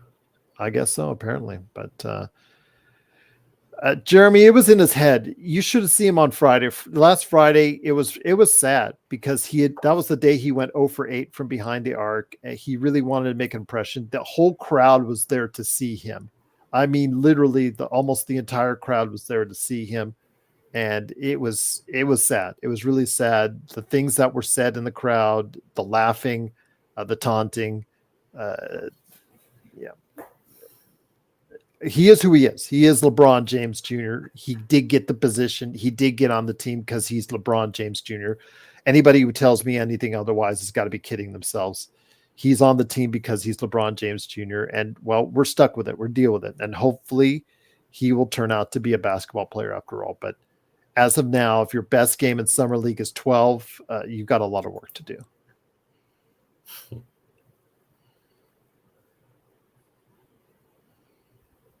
lot of work. Yeah. Did you see that lip reading by Jaylen Brown? Yeah, there you go. You saw him. He said himself, this is an NBA player who you guys said earlier struggled in his first Summer League games. He out and out said that Bronny does not look like an NBA player. You read his lips. He was telling his girlfriend or whatnot that she was telling her he does not look like a NBA question. Yes, Hernan, go ahead. Last question before we head on out. We are waiting. Hernan usually always brings the good food questions, but or the good food items that he's usually working on. But what's the question, my friend? Ready for you whenever you're in. I'm sure lots of NBA players think that worthy caught on a hot mic as well. Yeah. It's the truth, and the truth hurts sometimes. Will AD have to play center again this season? My answer is yes. Who's going to play center outside of him? Jackson Hayes? Christian Wood? Joe? Christian who? Christian Wood. I mean, who's going to? I mean, is AD going to play the majority of minutes and the majority of games at center again? Oh yeah. Oh, for sure. And you got to hope he doesn't burn out. Yeah. I mean, tell us our options.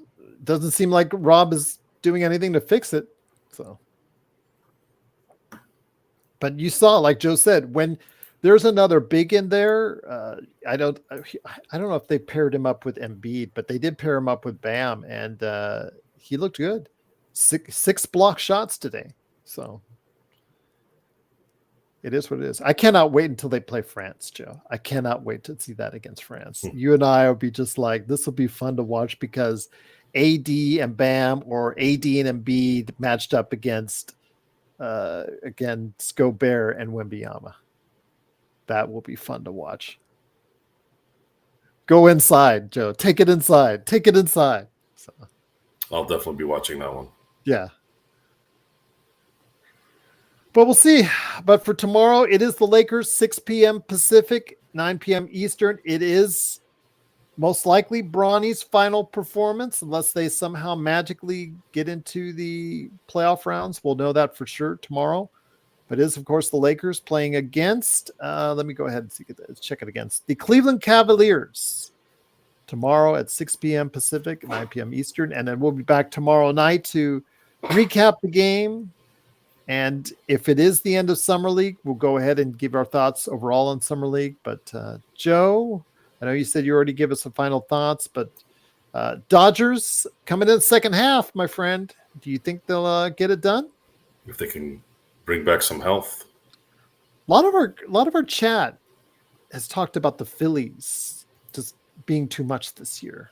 Are you buying into that? No. I don't buy into any team being too much. It's baseball's turned into a crapshoot.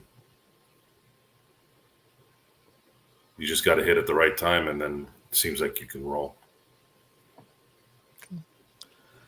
Again, they're not having the same kind of staff issues the Dodgers are. So I was just concerned because that's a lot of pitchers that you're going to have to go make. They're going to have to make some trades at the trade deadline. They need at least one more frontline pitcher if they want to, because I think Yamamoto and Glasnow will be fine. Their bullpen is fine. They just need to get through 3 games in a series at the very least. And then I think they have a shot with the offense that they can run. Jeremy, I'm not sure what you meant by that.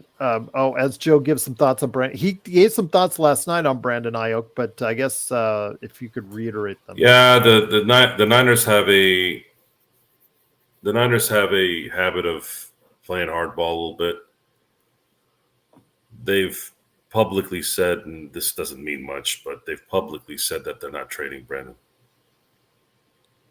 And they've had a history of making the right deal at some point, whether it was Debo Samuel or Bosa.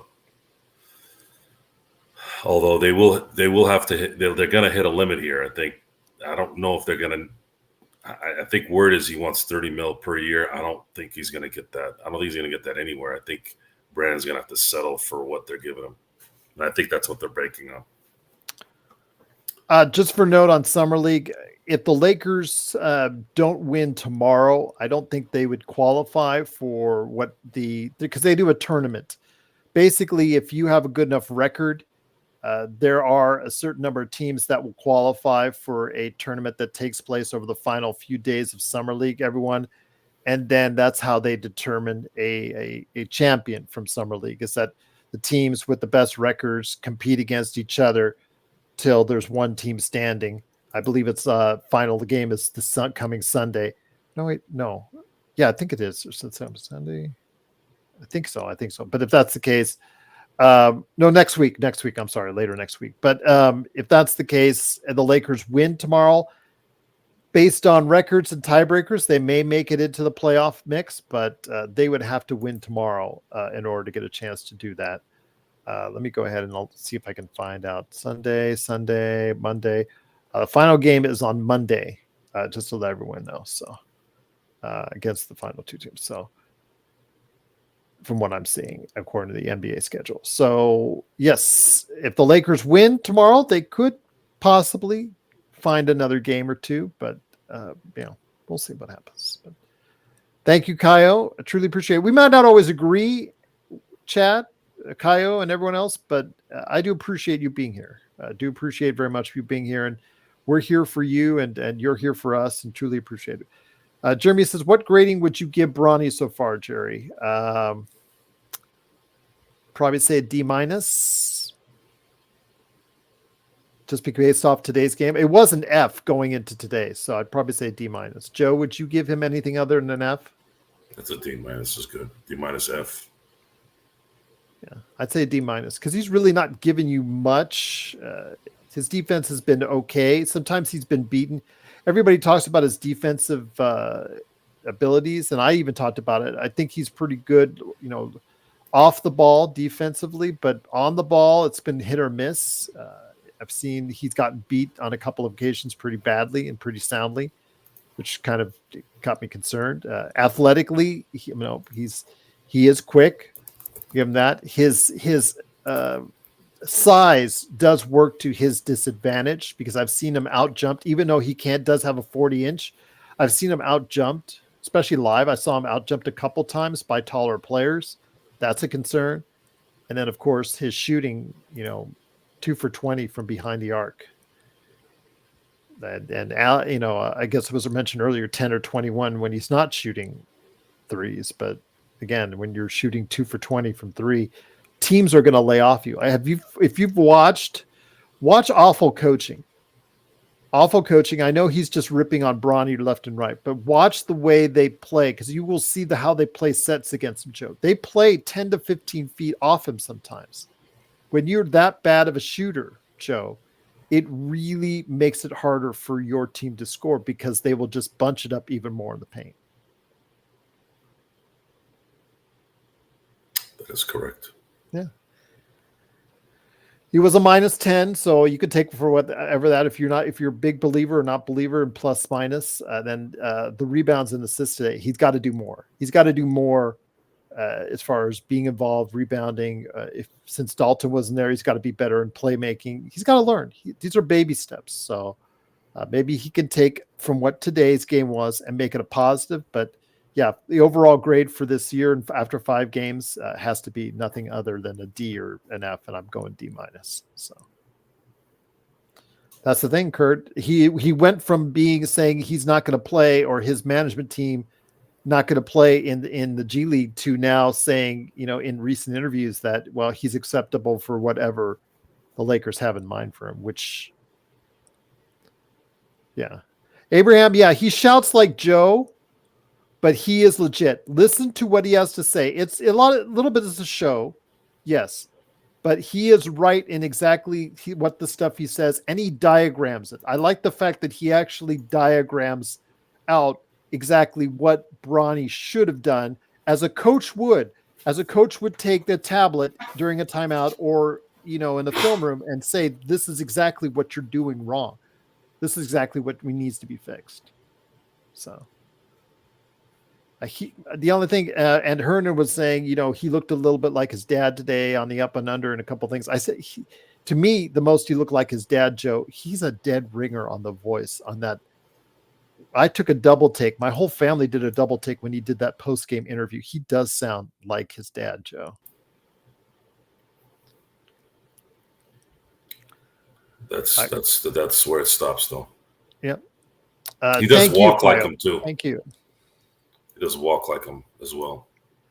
Well, JSJ, I said, okay, they hired Lindsey Harding, and whatever your thoughts are on a woman being hired for the Lakers staff, I get it. I've already seen it.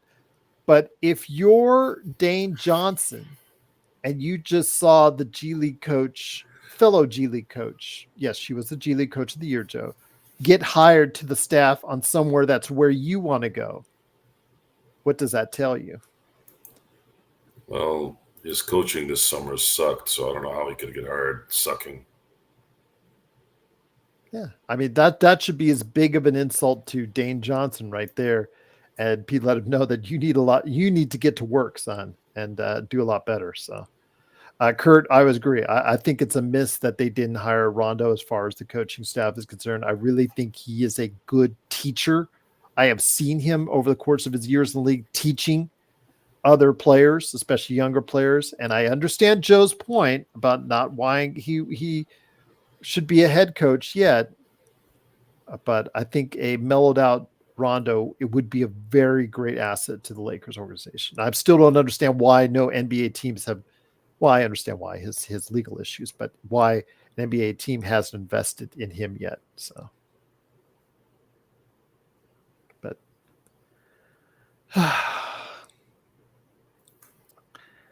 Kaio says he did well. Hope he develops well. This is a paid channel. Whatever we get from you guys is what I end up getting. So that's it. And that's not a channel that's going to support either one of us on a full-time basis. We're not like Mr. Beast or Dan, the Lakers fan, who can quit his job and go, and more power to you. If you can make it on YouTube to the point where you can quit whatever it is that you're doing outside and do this full time, more power to you on that. But yeah, we're not even close to that stage yet. So we're just happy to be here and happy to be talking to you. So Abraham says, Lakers fans, it's going to be a long season. We get blasted when we say stuff like that, Abraham. So I'm glad you said it, not I. M said Bronny gets a solid C today, but average of D- or F altogether. That's a fair assessment. Fair assessment, M. I can give you that. So yeah. So 7 Grand says, let me join the team. I'll get us to millionaire status. There you go. Well, if you ever want to stop by on the show, we're always you're always welcome to hit me up, LakersFastBreak@yahoo.com. You're always welcome to come on in and share your thoughts. Only thing is, just be warned, our chat, the best Lakers chat room out there, is merciless. So if you don't come with solid takes, or you don't come with if you're not good on the delivery or something, if your mic's not working, if something is not there, they will let you know, and they will let you know because they are ruthless. Take it from one who knows. This chat is ruthless when it wants to be. So, but you're always welcome to come on board. You're always welcome to share your thoughts. Just hit me up, LakersFastBreak@yahoo.com. So, Joe, just good win for Team USA. Good win for the Lakers. Thank you, Jeremy. I mean, Dan, the Lakers fan, give him credit. He sits there and talks with you guys by himself for over an hour. I give him a lot of props. I really, Empire Jeff is a protege of his, and obviously that influence as far as his show has come down on him, and both guys I really have a ton of respect for. And if you can make it like that, yeah, then you're really doing good. So, all right, well, Joe, you've been rather quiet, but still feeling the effects of your dinner, or are you ready to head on out, man? Because looks like Intel said the challenge is not going to happen today. What challenge? The 10 shots, or you can't get that. I don't know what's going on with these channels with super chats and not being able to see videos. You think Google would want the money? These guys keep jacking us in every way. Because remember, Google gets a part of whatever super chat that's out there. So I just, like I said, I get whatever's left over, which is still a part. But yeah, they do take their cut from the revenue, ad revenue, super chat revenue. If we do memberships, just like all of them, Patreon, they all take their cut. That's why they're in business. So. All right, yeah. Seven Grab, if you want to hit us up, Lakers Fast Break at yahoo.com. We, again, we just want people to come on and to come on the show, have good takes, and are not afraid to go ahead and call like to see it and share their thoughts here. But Jeremy says Joe's looks like he's in a carb coma. Got some sun today. I think he's just tired. When your sun's been on you like that, it wears you out. So. Sure. Believe me, trust me, I know this all too well being here in Vegas. But speaking of Vegas, the Lakers are here at least one more day. And that day is tomorrow. That day is tomorrow night, 6 p.m. Pacific, 9 p.m. Eastern. See what happens. We may do a playback. I'm not sure. We'll see. It all depends on if Dalton will play or not, because I don't know if we want to see the last game, but we might. I might turn it on just in case. We'll see what happens. But Abraham says Joe looks 20 years younger. There you go, Joe. Getting all the compliments, man. Good for you. Appreciate it. All right. And on that note, Dalton is confirmed to play tomorrow. Okay. Well, there you go. I guess we'll have to put on the playback for sure for you guys. All right. Olympics is next week. Yep. Sports baby. Australia. Again, everybody better watch out for Australia. They played well against the U.S. and they are not to be reckoned with or teased about. So look out for them, but also look out for Team USA. They shoot like that today. If they shoot like they did today, there's no stopping them. Jay Bay says Bronny is about to explode tomorrow with 5 points. Seven Grand says Gerald and Joe, is winning an Olympic gold like winning a ring? No. What are your thoughts? You don't but think winning? Important. It's important to represent the country and I think bring it's a home great the gold. honor. So you think it's important as winning a ring? Mm-hmm. No? Okay. Not for, you don't invest 82 games a year plus playoffs year in and year out in the Olympics. Every 4 years you spend 2 weeks watching that and you cheer on the team to win. Okay. Because it's representing the country and that's it. Okay.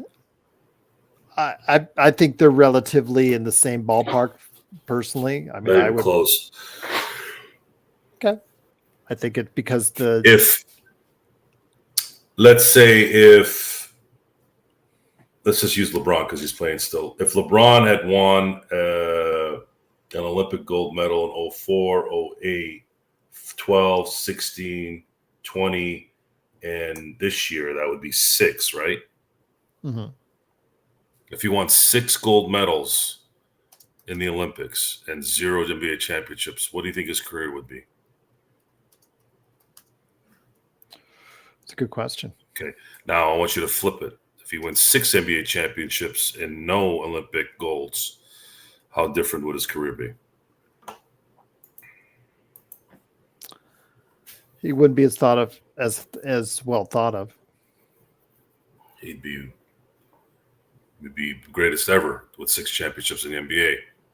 Oh, with 6 I thought you meant the other way around. My bad. I did. I said that first. Okay.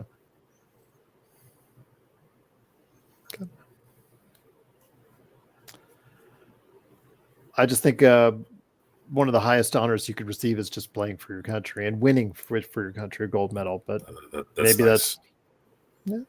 That's nice. That's nice that you feel that way. Yeah. We'll see. But once again, it is the Lakers Fest. Gerald, do I drink too? No, I don't drink. 7. Somebody's got to stay sober. That's going to be me. To run this channel, it'll be me.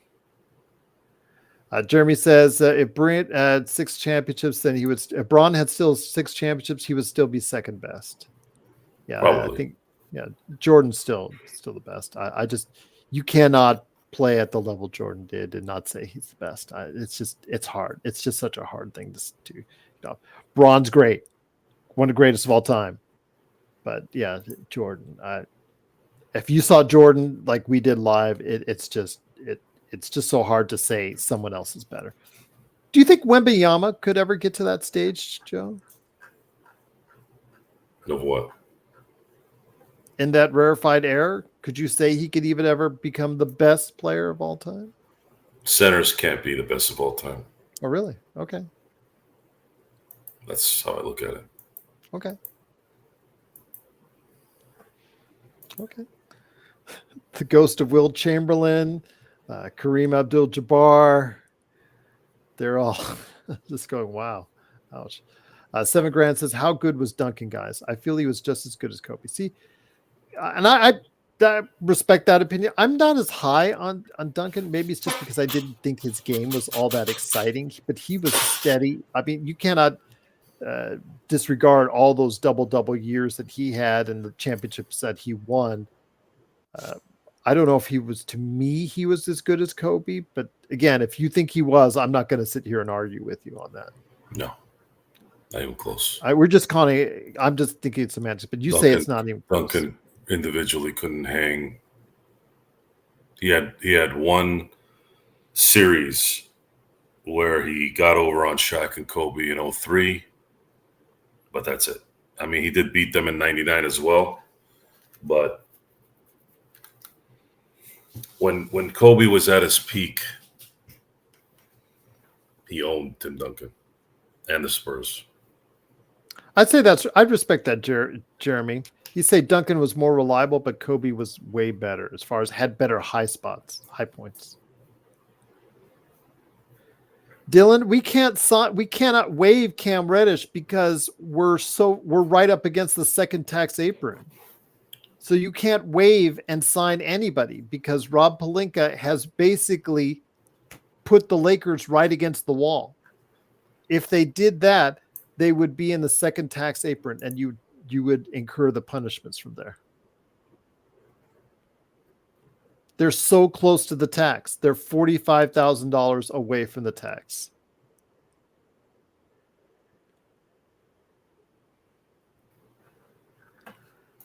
And I think we're going when we hear PJ Tucker being flaunted for the Lakers. I think it's time to head on out. But I do want to go ahead and thank everybody for watching and listening. It is the Lakers Fast Break. We are going to come back to you tomorrow night with a recap of possibly the final game for the Lakers in Summer League here in Vegas. Joe, hopefully we'll be back as well.